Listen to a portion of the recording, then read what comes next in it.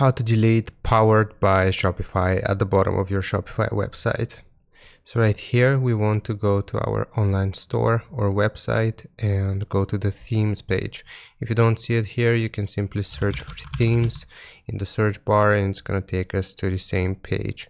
So right here, we want to go to our current theme and just click on these three dots and then select the very last option, which is edit default theme content. Now this will load up a new page, and here we want to click on this filter items search box and search for powered.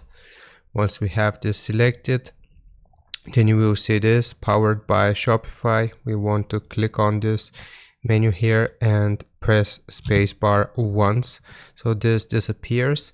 And once we have done this, we will simply save this, and now we will no longer have the powered by at the bottom of our website.